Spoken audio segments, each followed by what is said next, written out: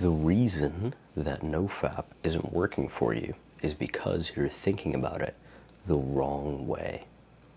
If you don't know me, my name is Krishna, and I help young men quit their porn addictions by teaching the lessons that I personally learned throughout my journey. And a few years ago, when I was 14, 15 years old, when I first discovered NoFap, I was only able to get to day 3, day 4, and then I relapse again. And then again, I get to day 3, day 4, relapse. And I remember after every single relapse, I used to just beat myself up all the time. I used to feel shame and guilt. And I used to say to myself, why did you do this? You're a loser. I used to say these type of things to myself. And I would feel so much shame, so much guilt. And the phrase that I would keep saying to myself was, this is the last time that I'm doing this. And then, guess what would happen? The urges would come back, and they'd come back strong. You've probably felt this before, where you relapse, you say you're not going to do it again, and the urges hit you like a truck. They are so strong, and they're so hard to resist. And what ends up happening? You relapse again. This kept happening for maybe a year, maybe 2, where I would constantly be in the cycle of getting to only day 3, relapsing again, saying to myself, this is the last time I'm going to do it. And again, day 3, relapse, day 3, relapse. There would be some days where I'd wake up and I would fap instantly. One of the first things I did throughout my day. And I'm sitting there in my room and I go to the bathroom. My brothers they're waking up, they're talking to each other. My mom's up, out and about around the house and whatnot. I'm in the bathroom, and I remember this one specific time when I'm sitting in the bathroom. I wouldn't sit on the toilet, I would sit. Our bathroom had like a little chair on it. I'd sit on that chair. I was mid-set, you could say, right? And I hear my brother knocking on the door. I'm like, yo, what are you doing in there? Why are you taking so long? Right, because I'm in there for a long time. Because you need to find the right video, you need to get set up in the right position and whatnot. And I'd be there 30 minutes just doing this stuff.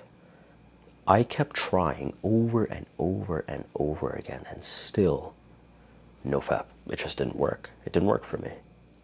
There were 2 things that did. I'll go over 2 of them that really, really helped me. The first thing that I had to do, or the first thing that really helped me, was to stop beating myself up over the relapses, right? Because this is one of the issues with NoFap, is that it sells you the idea, it makes you think that you're just going to quit immediately, that you have to quit immediately, that if you relapse, you're a bad person, and you've failed. That's what it claims to do. But the thing is that if you've been watching porn for years, I have, we've all watched porn for many, many years.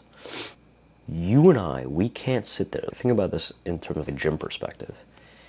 You and I can't sit there and say, all right, I'm basically a complete beginner. I'm going to go and try and bench press 315 pounds. Think about it. If a beginner came up to you in the gym and was, hey, I want to bench 315, what would you say to him? You'd probably be, okay, well, let's slow down for a minute. You can't bench 315 yet, so what do? You start with the empty barbell and you work your way up. The point I'm trying to make here is that you're trying to bench 315 when it comes to quitting porn addiction. You're trying to quit immediately. You're trying to go from doing it once a day, twice a day, to now just suddenly stopping immediately, just like that, right? You can't do that. You've tried before, you keep relapsing over and over and over again. And so stop beating yourself up over it. It's just part of the process. relapsing, failing over and over again is part of the process, because it's better to be struggling with porn addiction than to just be an avid porn watcher. It's better to do it that way, because at least you have this self-awareness to know, hey, this is a sin, this is not a good thing, this is not good for my mental health and everything like that. The very fact that you are struggling is a sign that you are on the right path. And so that's the first thing, is to stop beating yourself up. And instead of beating yourself up, I want you to start getting just a little bit analytical. What I mean by this is, instead of thinking, I tried again and I failed, you start feeling like that shame and that guilt that comes with relapsing. It's fine to feel those things. You shouldn't necessarily repress those feelings, because I think, in my opinion at least, those feelings of shame and guilt, that is our higher self, the version of ourselves that we want to be, telling us that it is not even close to who we could be, that the thing we just did is not aligned with who we want to be. It's fine to feel the shame and guilt. You shouldn't repress any of those feelings. What I'm saying is, analyze those relapses. Dissect them a little bit, meaning, what were you doing before and during the relapse that caused it? What are the possible things that could have caused it? For example, for me, most of my relapses, a lot of my relapses actually, were when I was in my room. Well, specifically, when I had gotten back home from school, I was in my room, I was bored, and I decided to scroll on Instagram, scroll on TikTok. I would see something quite triggering, a naked woman, for example, a half-naked woman, right? Because that's allowed on Instagram now. I would see that. The feelings would come, the urges would come, and then I'd go into the bathroom and do my thing, and I'd relapse. If we dissect that a little bit, if we take a scalpel and we open it up, what were the things that I was running away from, and what were the things that I want to run towards? I was running away, I was running towards, we both know what I was running towards. I was running towards pleasure, I was feeling horny, arousal, right? I was running towards that, the gratification, the instant gratification that comes from fapping. What was I running away from? Well, I was running away from the responsibilities I had with my schoolwork, right? I was running away from the boredom, the loneliness, the trauma, the poor mental health. So not only was I running away from something that I wanted, or not only was I running towards something that I wanted, I was running away from something that I didn't want, from something that I was trying to avoid. And so the relapses, if we dissect them just that, if we think about what was happening before the relapse, we can work on preventing it as well. The second thing I'll say, in terms of why NoFap might not be working for you, is because it's part of who you are, which is a bad thing. And so we are only as good as our self-image will allow us to be. Because I think that our identity, our self-image, our self-belief, the way that we see ourselves, forms the baseline of our actions. And it also forms the baseline of our habits and our outcomes as well. That makes sense, right? I heard this thing that says some of the most powerful words are the words I am. Whenever you say the words I am, be careful of what you say after those words. If you say, I am addicted, I'm trying to quit, I struggle with this, you're just reinforcing the belief that you are that way. You're accepting the belief that you are that way. And if you want to become a different person, then you need to behave a different way, which means that you need to have a different self-image about who you are.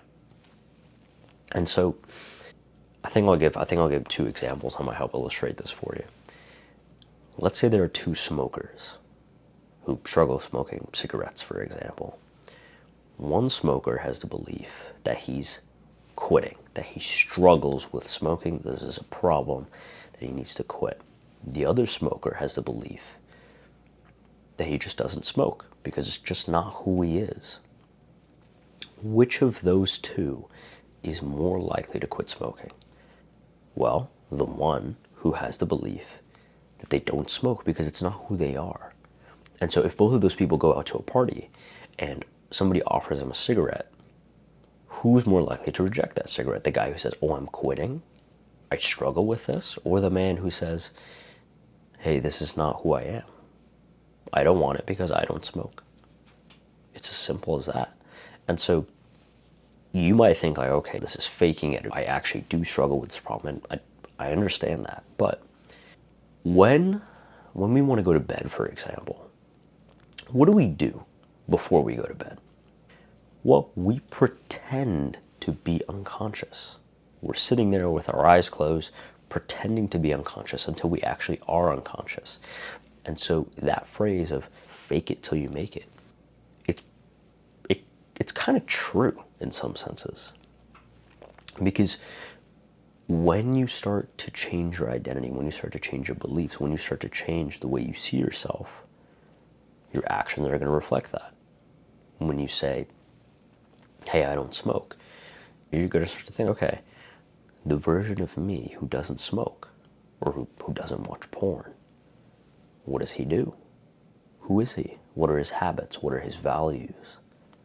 And when you start to act like that person, then you're going to start to become more like that person, which means that that is going to be who you are. And so I'm just going to give you 2 actionable steps, some things that you can do, that you can implement from this video.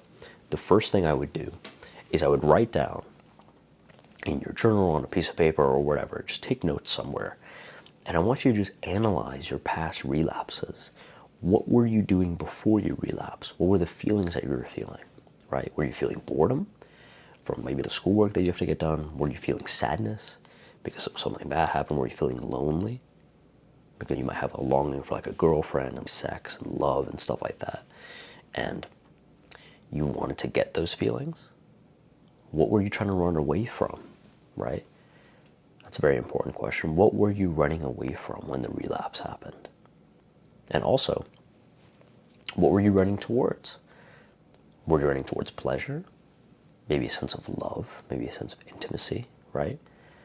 And once you write those down, you can then see, oh, okay, I relapsed because I felt really, really lonely. And I was running away from my loneliness and I was running towards the love and intimacy that I wanted.